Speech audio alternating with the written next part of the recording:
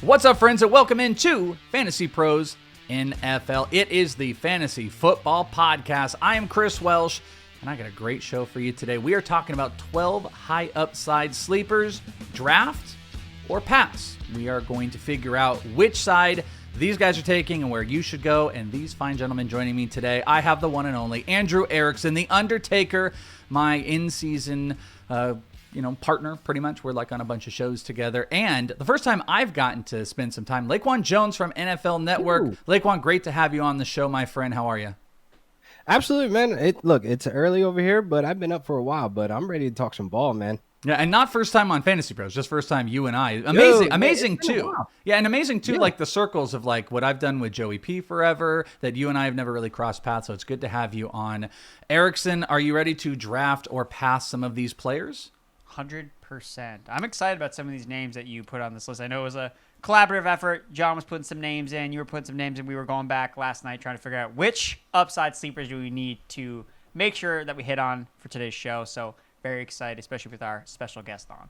That's right. It's going to be amazing. And just so you guys know, any of the names that are stinky and you don't like, that was our boss who put that on. Any of the great names and great debates here clearly was me that put that together. So just making that clear so everybody knows. All right, let's jump into it. We're going to start with quarterbacks. Draft or pass this high upside sleeper. Currently, Fantasy Pros quarterback 13.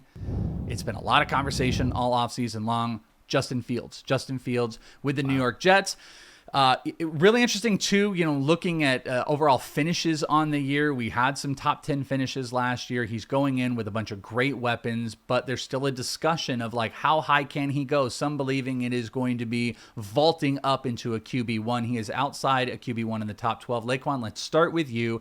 Draft or pass on Justin Fields? I'm going to be drafting, and I say that because we draft him because his best weapon is his legs. Like, I'm not going to be the guy that's arguing on in the fantasy streets on the timeline about, oh, he's a good passer, he could do this, the deep. I don't care anymore because at the end of the day, we know he is a rusher and he has that upside to have that ceiling as a top 5 quarterback. And it's just based on what he could do on the ground. You look at the Jets move this offseason, they added to the trenches. He's back with Garrett Wilson. He had that connection he had in college. So therefore, there's some familiarity there. Then you get Mason Taylor, which was a really good pick for honestly, because everybody was saying he was going to get Tyler Warren and all this other stuff.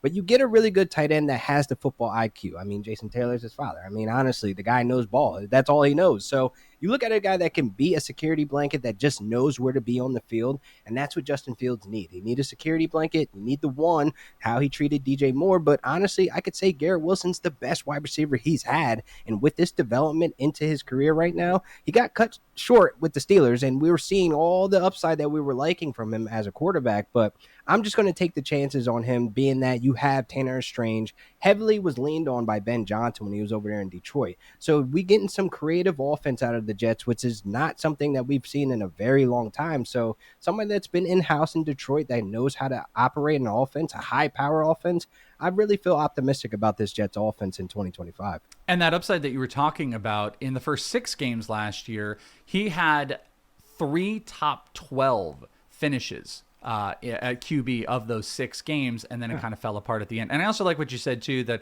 we're not going to try to pretend and start to be like, all right, well, Justin Fields could be this really great passer. It's like, we know he does a lot with his legs. He's got some incredible running backs, one of which we're going to talk about in a little bit, and you've got a great receiving core. So the upside is there, but it's really going to be about like, is it worth it? So Erickson, draft or pass on Justin Fields for you this year? I'm also co-signing here. I'm drafting Justin Fields. I think that he should be ranked inside the top 10 fantasy quarterbacks. That's where I have him ranked. So getting him outside the top 12, I think is a great value. You talked about what he did last year when the Steelers weren't really unleashing him. He was QB6 overall, QB7 points per game, 4th in fantasy points per dropback. And why is that?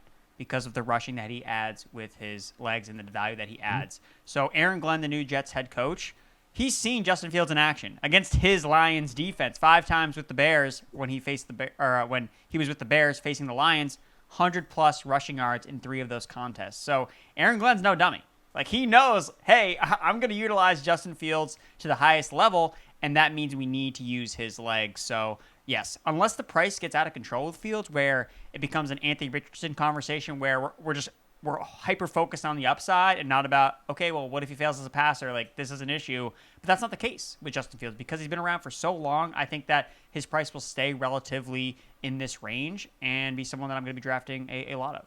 What a perfect transition when we go to number 2 with our last quarterback. How about that quarterback that he's 5 on the list with a big question? Well, he's not 5 this year. Anthony Richardson is the second player that we're going to talk about. He is all the way down at QB 26 on the Fantasy Pros list. And it's kind of crazy, too, because there's some still similarities of what's going on in his game versus what you see with Justin Fields. The pluses, he did finish the season, 4 of his last 5 games, top 15 QB finishes, which is pretty solid. The negatives, they're pretty in our face. They are definitely in our face of what those negatives are. But he has spent the offseason trying to work on being a little bit more of a pocket passer and trusting his arm a little bit more. But we know he's now in a competition. So this creates kind of a weird situation. So Erickson, let's start with you on this one. This is a much further down quarterback. The draft or pass-ness of it might make a little bit more sense because there's a lot less of an equity in what you're putting into him. But still, are you drafting or passing on Anthony Richardson for this season? As the QB 26, I am 100% drafting Anthony Richardson because this is not a big investment that you have to make. And if he loses out on the job of Daniel Jones, you just cut him and you move on. But if he gets that starting role in the Colts offense, if the time in the offseason where he's working with Chris Hess, the guy who worked with Josh Allen, biomechanics expert that helped Josh Allen improve his accuracy for after the first couple of years of his NFL career, Anthony Richardson is still super young. He's 22 years old. He's younger than Cam Ward, who just got drafted number 1 overall. So Anthony Richardson last year entered the start of the season with a shoulder injury. Like, he was rehabbing an injury. He's not injured this offseason. So he has been full go. Hey, the coaches lit a candle under my butt because I need to play better. I can't be tapping out. I don't have that type of pedigree so far as an unproven player in the NFL. So I think the upside case is obviously, that's why we were drafting him so aggressively last year. And I think all that upside is still there. And, you add Tyler Warren to the offense. Maybe having a check down option at the tight end position can help Anthony Richardson develop in his 3rd season. The guy just needs reps. I think, honestly, one of the biggest things with him is he's just been injured. Like, that's been one of the biggest things with him. He's missed more than half of his games 2 years into the NFL.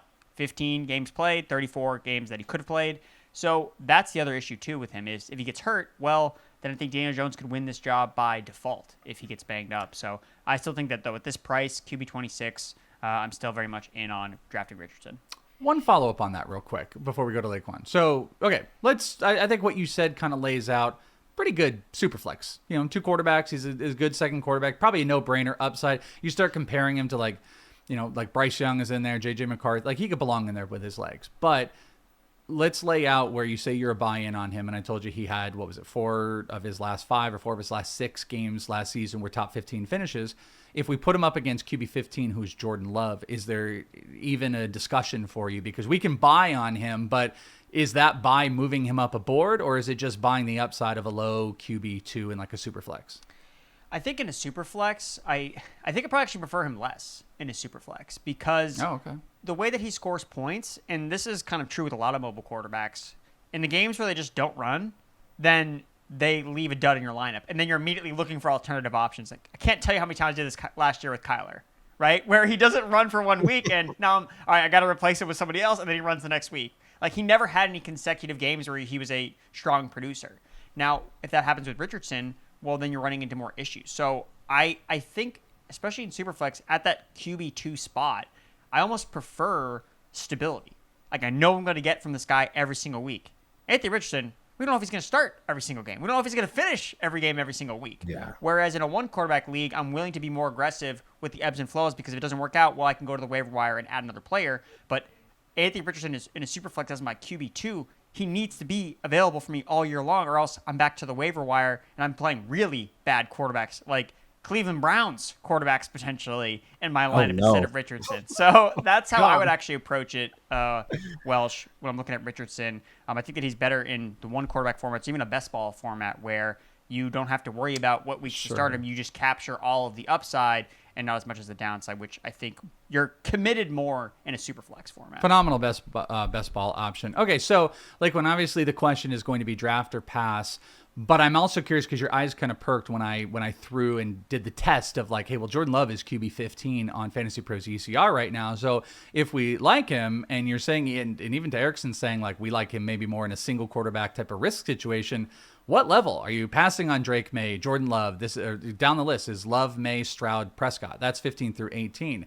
Does that love and want of drafting of him push him up to that level, or are you just a straight pass? I'm a straight pass, and I say that because of Daniel Jones' presence. And honestly, I think he left Minnesota with the confidence that he could take the job, and you don't make that decision other than the coaching staff basically hyping your head up like, hey, this job is basically yours. And I say that because we would probably see the turn very early if Anthony Richardson doesn't come out that first month of football to be anything to what the expectations are for him. And honestly, I feel like Daniel Jones can do everything that Anthony Richardson can do because in 2022, when we look at that season, he was a top 5 deep passer. He had 700 yards rushing. He finished as QB9. Like, we've seen the ceiling of what Daniel Jones can be with limited turnovers. He had 5 interceptions that year. So we're looking at Daniel Jones as a guy, he suffered injury, played 6 games that year, and then the Giants were just god-awful. That O-line was just god-awful. So we see Daniel Jones on these last 2 seasons on a complete decline, but more so, that 22 season happened. That happened. We know what he can be and what he can have that ceiling. So if you're looking for a guy to kind of fit that mold of what the Colts are trying to do on offense, it could definitely be Daniel Jones to have more games on his belt rather than you have Anthony Richardson, the project that we're trying to see go out there to have a full season productive. It just hasn't happened yet. So instead of taking that risk on Anthony Richardson, where I can honestly see Daniel Jones being light years away from where Anthony Richardson's going ADP by the time the summer comes around, even with reports are saying Anthony Richardson's getting a little bit better in his technique. He trained with Josh Allen over this. I do not care about any of that because I need fantasy points right now. I'm not winning every single week with just hopes and dreams and some type of confidence. I need right now production, especially if I'm going to be taking a risk on a guy that we just seen 2 seasons in a row can't stay healthy. Quarterbacks in the books here for our draft or pass. You guys can drop in the comments below. Draft or pass, Justin Fields, Anthony Richardson. Really want to see the Anthony Richardson side because we did not have a unanimous decision. More coming up, but first, it's officially the best time of year for Hoops fans. Playoff drama, buzzer beaters, all the chaos we live for. And if you're done just watching and ready to actually win some cash, you got to check out Pick 6 from DraftKings. Nobody's dropping better payouts than Pick 6. Hit 6 picks, and that's 25x your cash. And if you beat your competition, you might be looking at a 500x bag in your pocket. It's super simple. Select your picks, track your score, and go for those big time prizes. No gimmicks, just straight up fun. Pick 6 is live in most states like Missouri, California, Texas, Georgia, and plenty more. So yeah, don't settle for weak payouts. Make your picks with Pick 6 and let your basketball brain pay off. New to DraftKings Pick 6, new customers toss in just $5 on your first entry, and you'll get $50 in bonus picks instantly. The playoffs are on, so why not take a shot at making a little money while you're watching? Download the DraftKings Pick 6 app right now and use code FANTASYPROS. That's code FANTASYPROS to play $5 and get $50 in bonus picks. Better payouts, bigger wins, only on Pick 6 from DraftKings. The crown is yours. Gentlemen, let's jump to some running backs.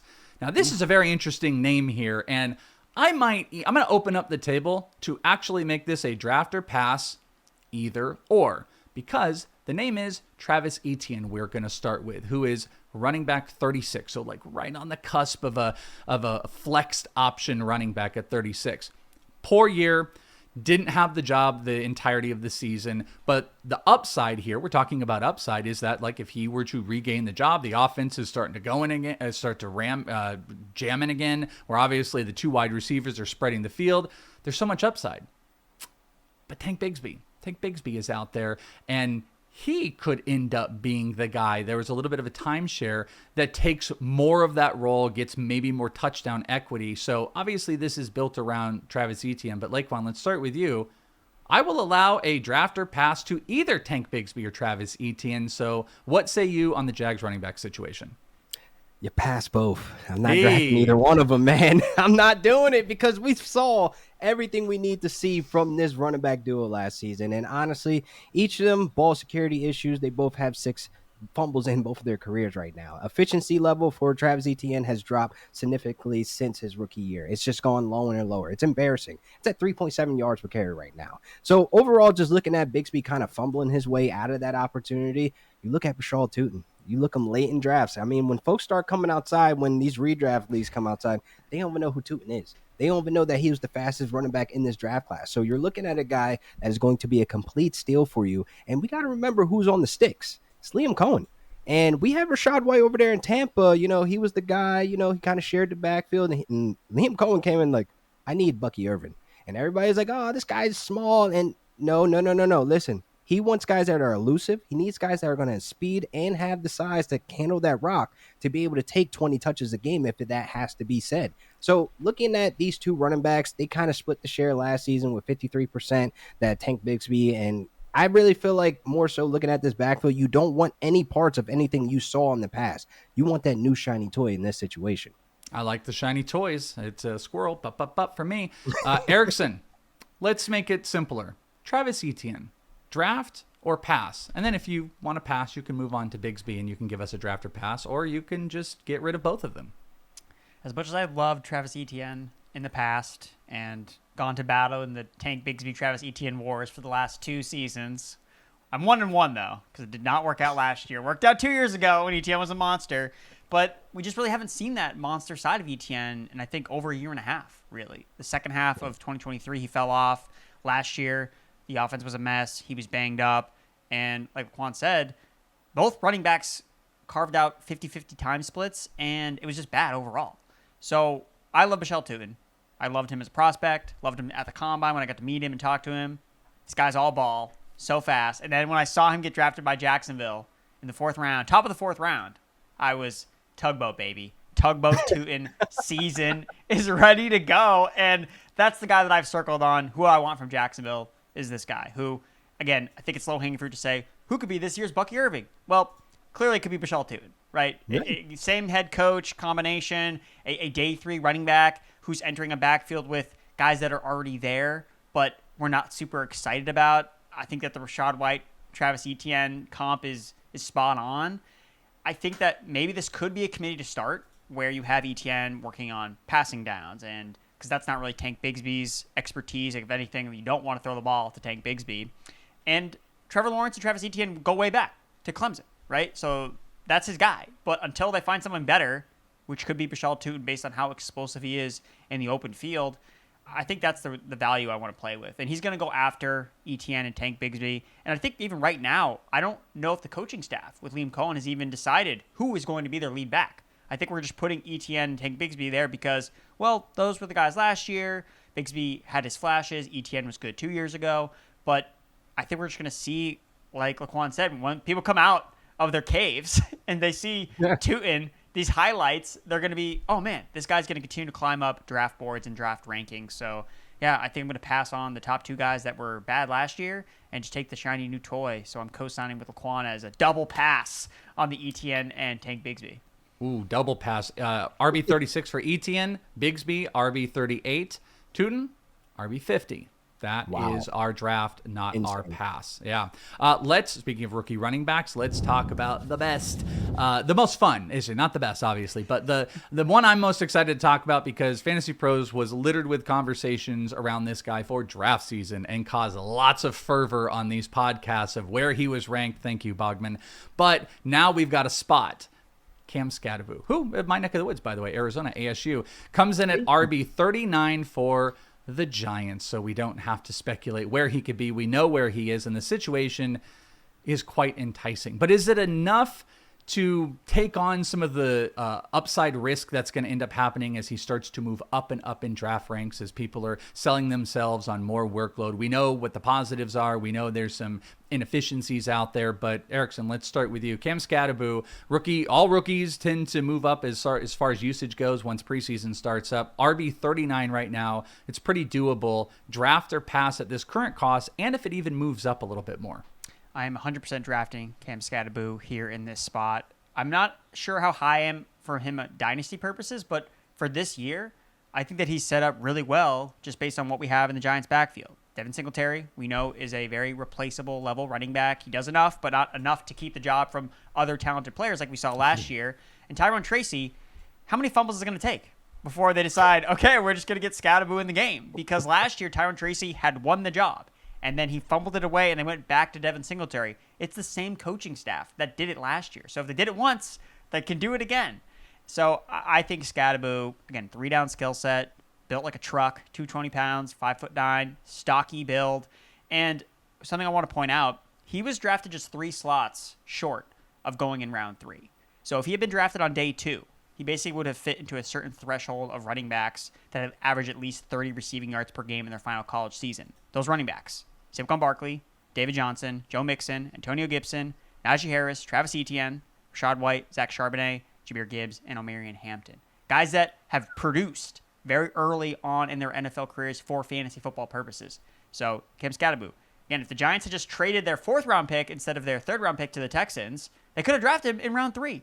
And then we would be looking at him, his ADP would be even higher. But, no, he's a day 3 pick, round 4. Oh, my draft capital does not matter. Yeah, so the Rams took Tutu Atwell in the 2nd round. What are we still doing? Yeah, so drafting Skattebo, yes, I am. Interesting, too, on the ranks. We'll have these tiers. You can check it out over on Fantasy Pros. You can check out all the redraft rankings, dynasty rankings, whatever it is, and half PPR. The tier 4, big old collection of running backs, but that's where a lot of the rookies are. You've got Omarion Hampton, who's kind of near the top. You've got Caleb Johnson, who's near the bottom. And then you get into tier 5, and that's roughly like 11 running backs. It's like the Etiennes and the Bigsbys. And then Cam Skattebo. And actually, I'm just looking at this. Looks like Skattebo readjusted. He's now 37 on the list in a row, and he's moving up a little bit, but he's in this grouping of just like, the Charbonnets and the Najee Harris is just behind all these guys. There's a lot of potential upside in there. LaQuan, Cam Skattebo, Erickson kind of brought up one interesting point where it's like, when will they learn that they want to give all those downs to Cam Skattebo? And I'd be curious, like, if he's a draft or a pass, how long is it going to take for him to end up getting volume if he sees solid volume this year with that little mini stable of running backs that they have? It might be like towards the fantasy playoffs. That's why you'll be happy that you drafted him, because more so with Tyrone Tracy, like even how he finished the season, like he just wasn't efficient on the ground. Those last 6 games, he kind of fell off the planet, but he still was able to find receiving work. Now you got a guy like Cam Skattebo who could really do both. Because look, Tyrone Tracy used to be a wide receiver, but you could kind of see him when he adjusted to being a running back. He's still kind of learning on the job. So there was times where it's just like, man, I mean, look, this guy got 40 yards, on the ground. I don't see that getting any better because the Giants are terrible. And this is still a bad Giants team. Like, don't get it messed up. Like, this is still a team that needs to score more points, and we have yet to see that. So I don't know if there's going to be scoring opportunities for me to hold on and be like, hey, Tyrone Tracy or Cam Skattebo, we're going to have like these big RB2 games where I'm just drafting these guys hoping that they can fill a spot with some of these bye weeks. But the one thing that I find interesting is that Russell Wilson, is he going to be the starter for the rest of the season? Or at any point we're going to see Jackson Dart, at any point we're going to see Jameis Winston, which I hope not. At least with Russell Wilson, we can bank on him dumping it off to these running backs. I mean, since 2022, he has the highest running back target share. So we already know that running back that's going to be on the field for 3rd down, or who's going to be on the field for those early downs, are going to get some opportunities in that passing game. And that's what worries me a little bit about how Tyrone Tracy isn't just going to go away. And Cam Skattebo, he's going to be that nagging guy that's going to be like, look, I'm in the game now. Don't get this guy back on the field because I'm killing it. Do you think at all, just last thing on this, do you think if the cost, or maybe I should ask you, what's the level of cost where this draft becomes a little bit of a pass? We, like I was saying at the top, a lot of these rookies, as preseason goes on, we see a little bit of volume, we get major excitement, even when it's not warranted. Jonathan Brooks, really last year, it didn't feel super warranted. He came up, and obviously that exploded in our face. What's the level of cost? He's, what is he, RB 37 right now. What's the number that makes you say pass? So it's more so the rounds. Like my roster at the running back position, at least how I've been drafting recently in these best ball leagues, is like my 2 running back spots are already filled up by round 5. So therefore, if he starts creeping up into that round 6 and 5, and then we start getting that just came outside, it's August, baby, redrafts, and he's in that 4th round, yeah, I'm completely out of those first 5 rounds because you're taking a risk on a guy on a bad offense that we still don't even know how that running back rotation is going to be. Well, you guys can play around and figure out where you like and where you don't like Cam Skattebo with our draft simulator. You can finish a full mock draft against realistic opponents in minutes. There's no waiting for picks. You can customize the settings to match your exact league format. You can test different strategies and see how your team grades instantly. Try it now for free. fantasypros.com/mock. That's fantasypros.com/mock. Experiment with all these high buzzy upside players and what you like, what you don't like, and see how Cam Skattebo looks on that roster. We've got some other running backs. Let's jump down to former San Francisco 49er running back who I love, Jordan Mason, now with the Minnesota Vikings. There's a lot of buzz because how much can Aaron Jones hold up and how good have we seen Jordan Mason? He's RB 40. He actually moved up a little bit from the time that I put the sheet together going on the show, as far as rank goes, nothing else. So RB 40 still, we're looking at, running backs outside the top 36 in this range, and you're playing upside.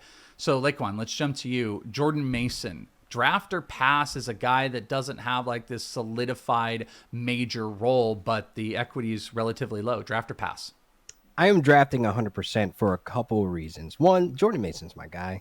I feel like I was the only guy in the fantasy street screaming his name in 2022, but I am just happy that he has arrived and the whole world caught up that this dude is an absolute dog. This is the biggest threat that Aaron Jones had to his production, to his touches. This may be the last season that just passed that we see Aaron Jones with 300 touches because one, there's a couple things. Being that, I'm at the NFL Network, he's doing, the talent boot camp. Like, he's like, when you start seeing these guys start doing podcasts and doing other things and starting to get media and get on TV, you already know it's almost out the door. So just seeing that this is the biggest threat that he's had in his entire career, going back to Green Bay, A.J. Dillon, never a threat. Ty Chandler, they tried to sprinkle him in those first 3 weeks. They were splitting carries here and there, and then it was just clear like, Ty Chandler ain't that good. He's not that guy. But you give Jordan Mason, you give him 10 touches.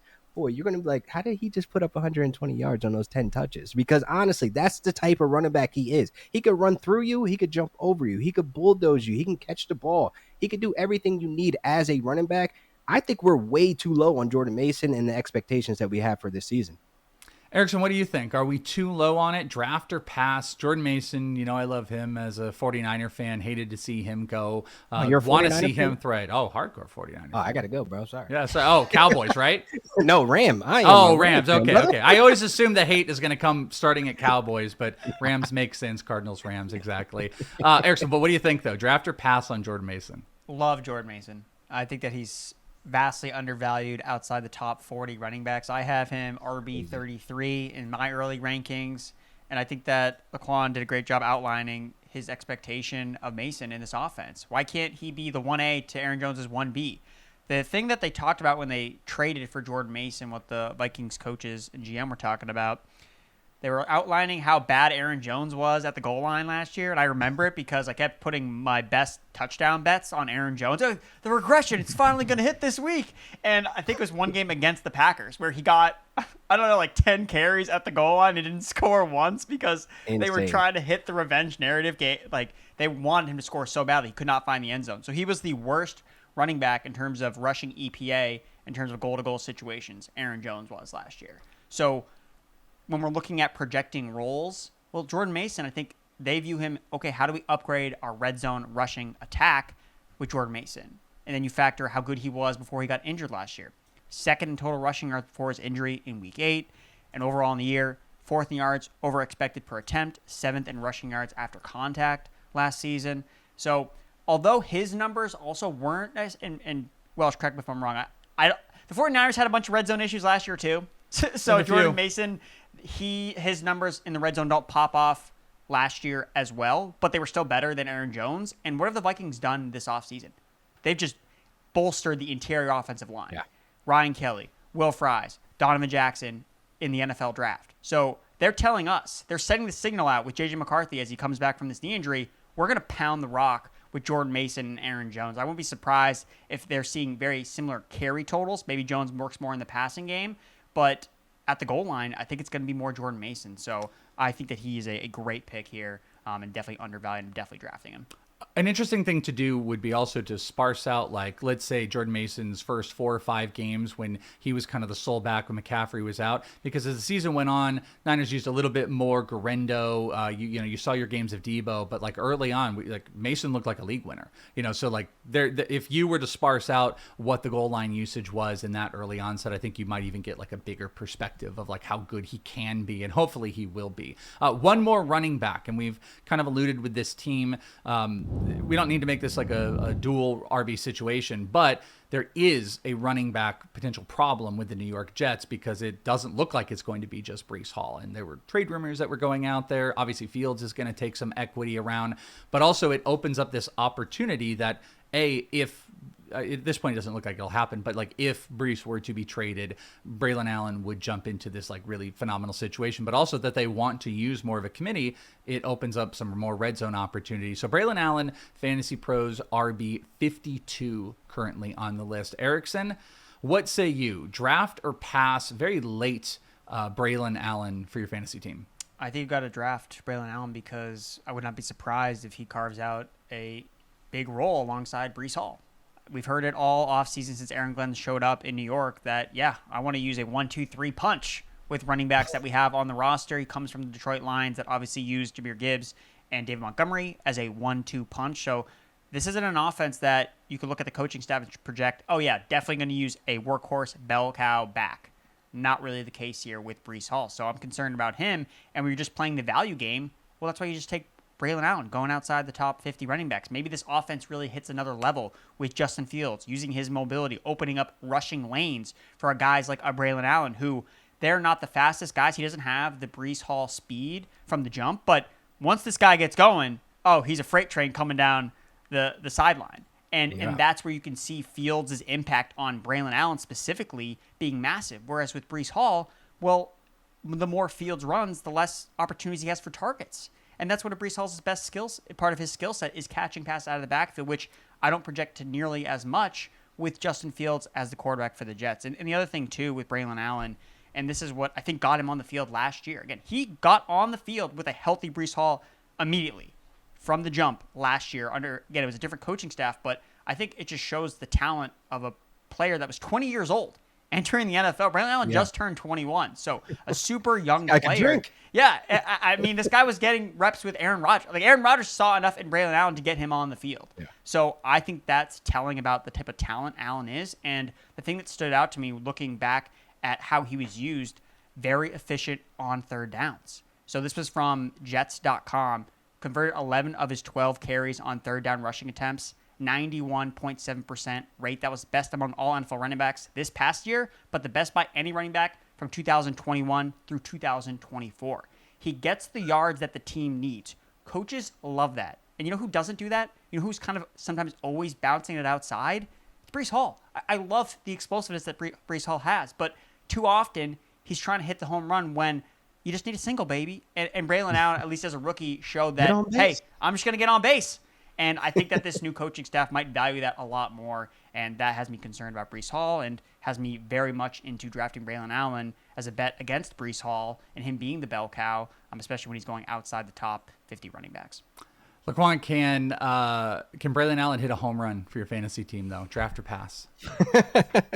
I'm going to draft him, though. I'm going to draft him because of the handcuff situations. I love drafting these handcuffs that have the potential to take on some notable, roles and be fantasy relevant. And honestly, I think the Breece Hall, the experience, it might be come to an end. Like, these trade rumors don't come out of nowhere sometimes. When you have insiders, when you have guys that are actually putting this information out, there's something there. And honestly, I mean, look, Erickson hit the nail on the head, man. Once you get that cosign from Aaron Rodgers and you start getting these opportunities and you start showing up in practice and it translates to the game, there's no way you keep this guy off the field. So I definitely think, you draft him with the expectations that this may be a change of a guard, or this is going to be a situation where it'll be a 1-2 punch, how we had that Sonic and Knuckles, because you have basically the offensive coordinator and Tanner Strain and Aaron Glenn. You have the Detroit Lions blueprint right there for you where you have this 1-2 punch that could exist. It's a matter of who's going to be the Sonic and who's going to be the knuckles and who's going to be getting that goal line work. So that's one of those things that I definitely am interested in. If I'm going to be able to get him this late in drafts, like I'm going to go all over, the 1-2 punch combo that's honestly getting everywhere. It's getting copied everywhere that we're seeing when we look around. Look at Cleveland right now with Quinshon Judkins and Dylan Sampson. This is an underrated duo right there. And then you have Atlanta with Bijan Robinson, Tyler Algier. This can honestly be what the Jets are forming right now too. Me and Erickson were just smiling because Erickson knows. Erickson schooled me. If you don't know this, Erickson's a big Sonic guy. He schooled me on like all the Sonic lore of the last movie with the Keanu Reeves Sonic, like big Sonic guy. So shout out. I gotta watch Sonic the stuff. Knuckles series, man. That's on Paramount, man. I heard good things about it. I like it. Is It's it? got a killer soundtrack if you like throwbacks. Oh, I love soundtracks, man. I love soundtracks. Well, Erickson's not just Sonic. He's also best ball. So we talked about Anthony Richardson as a great best ball option. I would say Braelon Allen's probably a pretty good best ball option. And guess what? You can catch Erickson and my boy Tom Strachan, who I did a bunch of shows with last year. You can catch them on our Twitch, helping you dominate your best ball drafts all summer long. You're going to learn about strategies, stacks, sleepers, and a ton more. Every couple of weeks, we are performing these live drafts and breaking down their picks in real time on our Twitch, twitch.tv/fantasypros. Tune in every Monday at 4 p.m. Eastern on Twitch, twitch.tv/fantasypros to get more practical best ball advice on the web. Just make sure you're subscribed. You'll get notified when we're live. You can also pick up a sub with an Amazon Prime account for absolutely free. Gets rid of ads, just get you in the game, and make sure you're checking it out. Hang with Tom and Erickson for some best ball strategy. Gentlemen, let's go to some wide receivers. Let's start with the Colts. We talked about Anthony Richardson. We got some pairings here, which are interesting. And let's go with Josh Downs. Josh Downs, just want to love him, playing in a slot role, give him all the targets. You're now adding Tyler Warren, which makes it interesting. And we've got QB 26 or Daniel Jones. Which one is going to benefit? But Josh Downs, there's a ton of upside, but is it worth it? Wide receiver 46 on Fantasy Pros. LaQuan, why don't you kick it off here? Draft or pass Mr. Josh Downs? As much as I'm going to draft Jordan Mason is as much as I'm going to draft Josh Downs. The absolute dog. And you watch the tape. When you turn it on and you see the things that he do. He's a slot guy, but he consistently does the right things. He knows where to be at the time, and he knows how to consistently get separation. And he makes those big boy catches. There were some throws that Joe Flacco and even Anthony Richardson at times where Josh Downs is going up there. You're like, yo, was that Calvin Johnson? Who the heck was that? Like, what? And Sonic? you're like, wow. Knuckles? I'm just completely mind blown of some of the catches he was making, but that's just untapped potential where he needs that consistency and where, honestly, I hate to say it, I'm actually hoping that Daniel Jones takes this job because we need Josh Downs to be that guy. He could literally be a wide receiver 2 that can flash those wide receiver 1 weeks for you, man, because 57% of his games last season were 14-plus fantasy points. I'll take that all day long, and especially if we can get a consistent quarterback back there.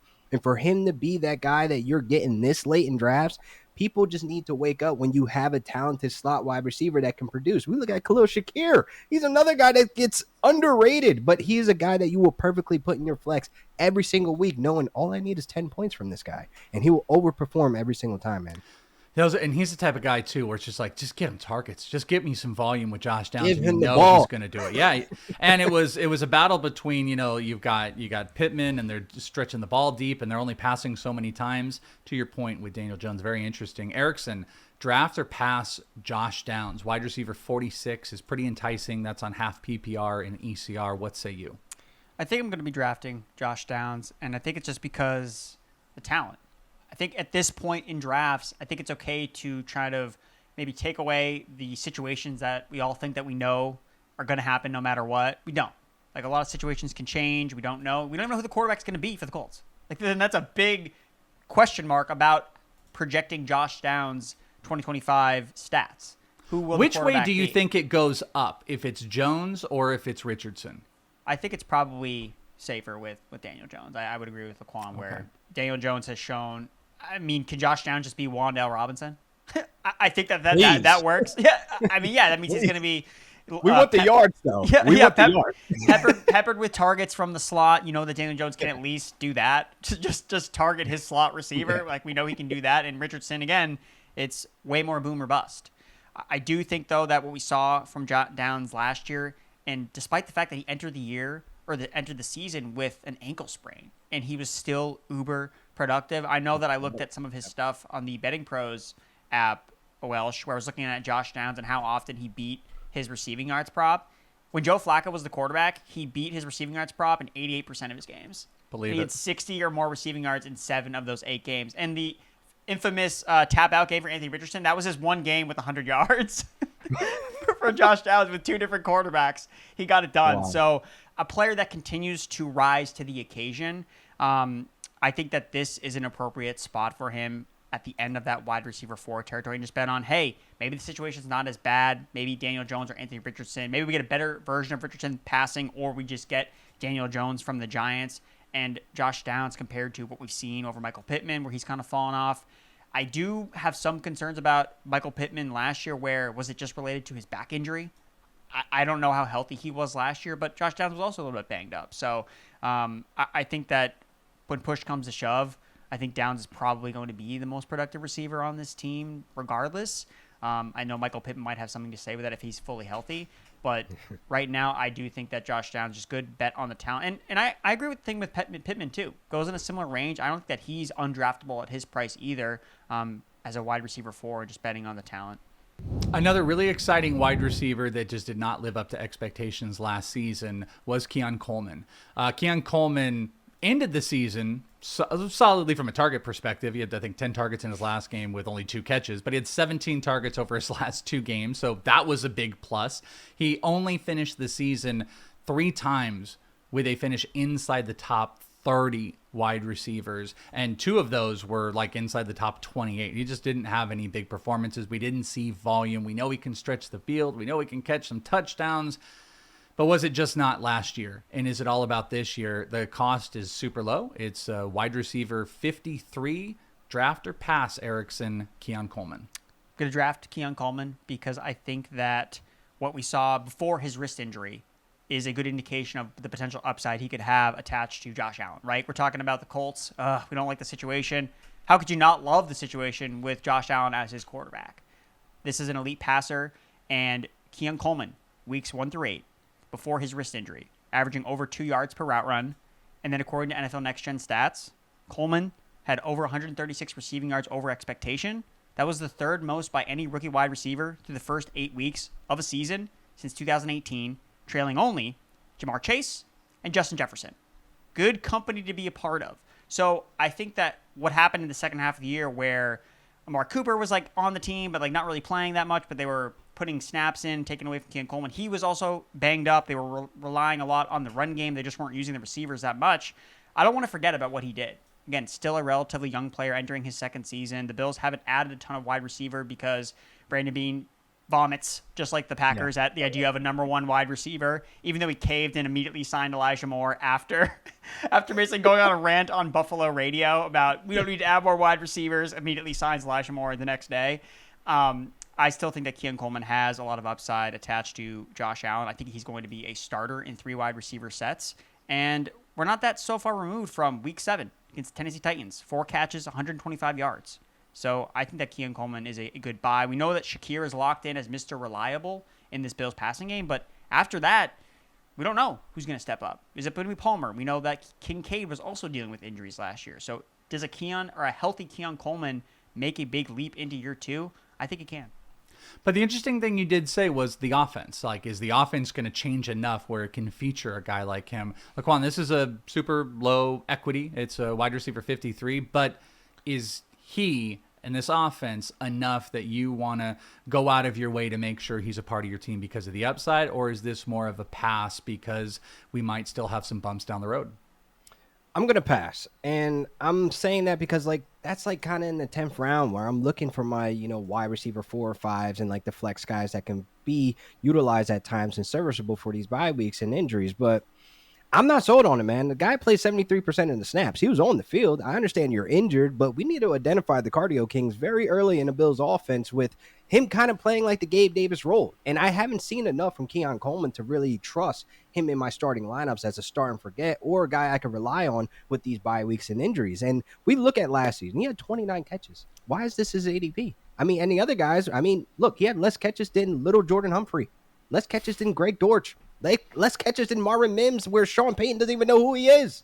So we're looking at this as like, I'm not going to be chasing the upside of potential because we already know Josh Allen, he's not targeting nowhere else in that slot. And old reliable Khalil Shakir, he's going to be his number one target because that's been proven to us season after season now. And even before it was Khalil Shakir, it was Cole Beasley eating up that slot, giving fantasy relevance because that's just how Josh Allen operates. He needs that security blanket. He needs that slot wide receiver. And then you talked about it. I mean, no other wide receiver or pass catcher on that offense had higher 15% target share. So I'm going to go with the guy that has a upside of a 20% consistent target share, where I'm just going to go with comfortability here if I want any parts of that Bills offense with Joe Brady on the sticks. A wide receiver that you want to talk about, old reliable, to end out the season, Jalen McMillan. Jalen McMillan had 5 straight top 20 wide receiver finishes in half PPR to finish the year. He had 5 straight games to end the year with at least a touchdown. He was getting targets. He was getting catches. He was like Chris Carter. He just catches touchdowns. He was a monster. There's a little bit more, a little bit more space out there. Obviously, Godwin, there's more guys that puts in question. But Jalen McMillan was awesome, and I mean, league winner-ish at the back if you had some wide receiver injuries. So, LaQuan, let's go to you. Jalen McMillan, wide receiver 54. So he's one spot after Keon Coleman in half PPR. Draft or pass? No, I'm kidding. We're going to be drafting Jalen McMillan, man. He's a steal here. And him to be after Keon Coleman is just crazy to me. And that's all reaction to the Emeka Egbuka pick, obviously. I mean, people are reacting. And when people come back outside, like I keep saying, when these draft season and redraft season come up, they're like, oh, I'm going to go for the new shiny toy. That's the wrong move because they're making that pick in the draft to build for the post-Mike Evans role. And honestly, you got to look at last season from week 14, including the playoffs. My man went completely off. He had 7 touchdowns. This guy was averaging 60 yards per game, a 74% catch rate. Old reliable there. That's still fresh in the Bucs' memory bank here that this guy can ball out. And even if you add Emeka Egbuka to that, man, these guys played 2 separate roles, man. 71% that Jalen McMillan was lined out wide. Only an unnoticeable amount of 23% of the time he spent time in that slot. If we're going to be thinking about Emeka Egbuka getting sprinkled in anywhere, I can tell you now it's probably not going to be outside. It's probably going to be in that slot position because Chris Godwin doesn't have the best history of health. So that's where his opportunities will come. Jalen McMillan is going to be a full-time receiver in this 3 wide receiver set. And I'm confident if he's going this late behind a Keon Coleman, this is a complete steal because he's flashing even with Chris Godwin and Mike Evans on the field, man. Erickson, there's a lot of mouths to feed in Tampa Bay, but Jalen McMillan is hungry. So are you drafting or are you passing? I am going to pass on Jalen McMillan. I know that's very sad to hear because we're all so excited about all the touchdowns he scored, but that's the point, right? How sustainable is him scoring 7 touchdowns over a 5-game span heading into next season? That's where I get concerned, and it reminds me a little bit of the Jahan Dotson rookie year, where he scored a bazillion touchdowns, and I was all on board. I was like, oh, this guy's better than Terry McLaurin, and then that ended up being a horrible take. Aged like spoiled milk, essentially. So trying to learn from my mistakes. Again, he was a 3rd-round pick. Egbuka was a 1st-round pick inside the top 20. Todd Bowles talked about how they, again, bringing up vomiting again, but he would vomit at the idea of someone else drafting Emeka Egbuka and him not being a Tampa Bay Buccaneers. So I disagree with LaQuan. I think they're going to find ways to get Egbuka on the field in 3 wide receiver sets. So I don't know if we're going to get a rotation of these 4 guys. How do you keep the older guys healthy throughout the year? Well, you rotate them. So do we get a 4 wide receiver rotation set? I was concerned about McMillan when Godwin and Mike Evans were coming back when they first re-signed Chris Godwin. I was like, man, it's a bummer. Like, I thought McMillan was going to really just go to the moon, and then they immediately draft another wide receiver in round 1. And I think that matters a lot. I think it's telling. They talk about we love McMillan. We think that Mike Evans, Chris Godwin, these guys are elite parts of our offense. It's a numbers game at the end of the day, and I just trying to figure out how McMillan's going to score 7 touchdowns when all these other guys are here and part of the offense. So for those reasons, I'm just going to pass on McMillan.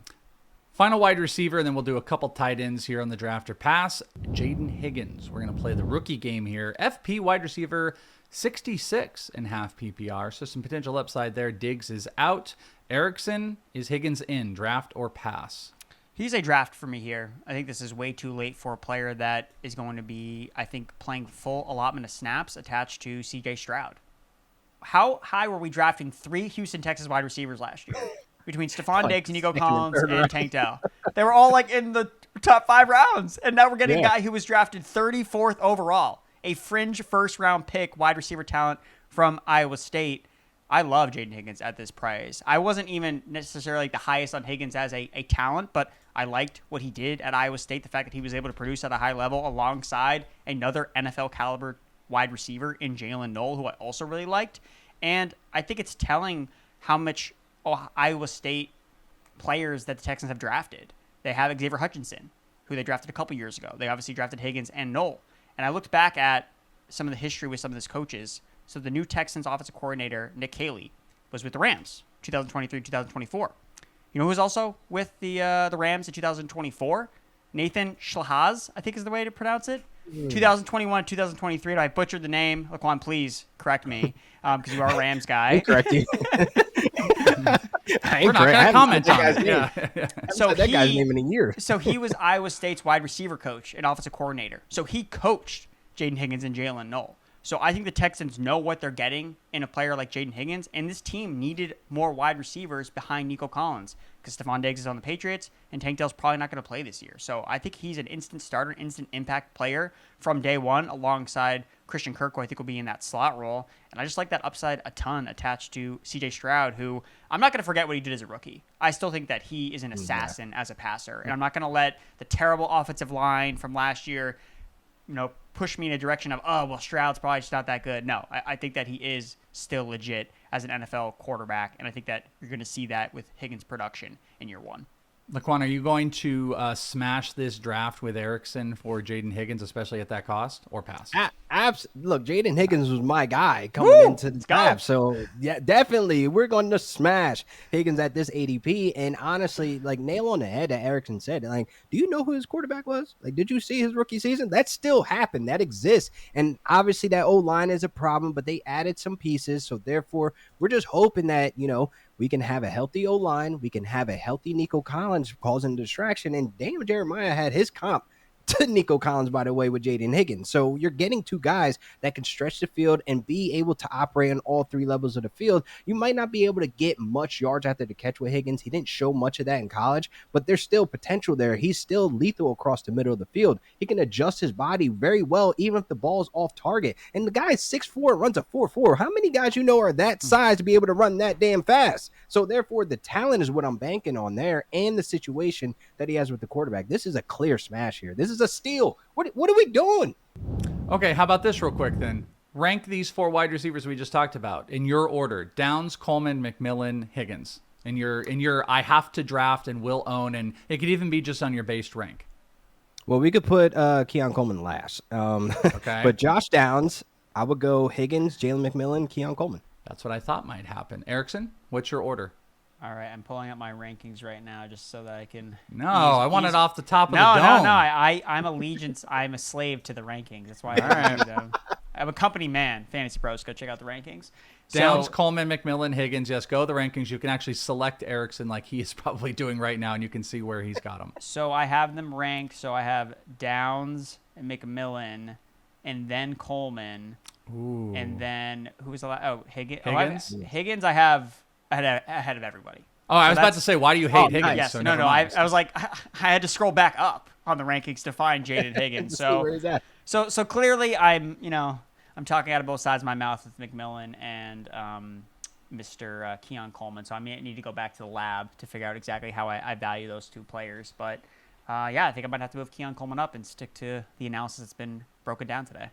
Love it. All right. Well, before you go to the lab, let's finish out with these 2 tight ends. We'll blast through these bad boys. There's contrary to what you might believe, there's some upside on some tight ends, and maybe you can wait to draft them a little bit later. And these 2 guys might have that upside of later-ish tight ends that you might want. Evan Engram, tight end 9 on Fantasy Pros list. Now, I know that doesn't scream you're like, well, it's a top 12 guy, but we're talking about the potential upside being with Bo Nix now. So Evan Engram, Erickson, let's start with you. Draft or pass in a weird tight endy situation of not just the upside, but wanting him as a tight end 1? I love Evan Engram. I have him ranked inside my top 5. I think he can be a top 5 fantasy tight end this year if he stays healthy again. Big question mark with Evan Engram always is that is he going to stay healthy? But he's been a monster producer whenever he's landed on a new team. for the first time. First year with the Giants, tight end 6. First year with the Jaguars, tight end 6. First year with the Broncos, guys, I think it's Tight probably end gonna be 6. it's probably going to be tight end 6. So maybe he won't be top 5. He'll be 6, and I'll be wrong. But I think that he is still being underrated. I know that R.J. Harvey, everyone's so excited, especially Derek Brown, super excited for him. R.J. Harvey going to the Denver Broncos. But Evan Engram immediately signs with the Broncos, tweets out the Heath Ledger Joker on X, on Twitter. And I was convinced this guy's going to be a top 5 tight end. Because playing the potential Joker role for Sean Payton, Evan Engram, when he was healthy last year, he was still really productive. He was averaging more than 5 receptions per game. Again, he was tight end 16 in points per game in only 9 games played. But we're just 1 year removed in 2023, 114 catches, 963 yards, 4 touchdowns. So who is going to be Bo Nix's primary check down option? I think they brought in Evan Engram for a reason. It was a very talented tight end rookie class. The Broncos instead, hey, we're going to sign Evan Engram to be our main tight end, which they didn't have really anyone they could rely on last year. How do we get Bo Nix to the next level? We give him a nice target at the short to intermediate level of the field with an Evan Engram. So I think that he has a lot of upside to be a top 5 guy, especially if Bo Nix takes another step in year 2. He's a PPR machine. I like him even more in full PPR. Besides Courtland Sutton, who is commanding a high target share in this offense, I think it's Evan Engram is the next guy up. So I like him a lot. And I like, too, that it wasn't just about, like, draft. You really dictated the upside there. He actually, from a rank perspective, as people update their ranks, that's the thing with Fantasy Pros ECR expert consensus ranks. People can be updating them. He's actually moved down to 10 now in half PPR. But you laid out a really good story of not just the, I want to draft him, but there is a ton of upside and why. So, LaQuan, what do you say? Evan Engram, draft or pass? I'm not as high as tight end 5 or top 5, but I might pass on this. I might pass on this because the tight end position is somewhere that I literally want to draft you and forget that you exist. I'm going to start you and just completely forget that I even drafted you. And the health is the issue here with Evan Engram. And I think more so when we look at these tight end positions, Evan Engram is definitely going to get pulled up. It's going to take a couple of slow motion videos, a couple of people in the fantasy streets hyping him up, and he's going to get to that area where I'm like, yeah, this is where I'm out on drafting a tight end, and I'll just wait later because I was able to get Jonnu Smith off the waiver wire. He was like tight end 36 last year. He finished top 5. So it's like I'm more so looking at that when I'm looking at the tight end position, and Evan Engram is a great talent. I mean, look, Erickson hit the nail on the head. He could be a reliable target for Bo Nix. We know how Sean Payton likes to operate. He likes to get these tight ends that are savvy with the route running. They could be security blankets. They have vertical strengths.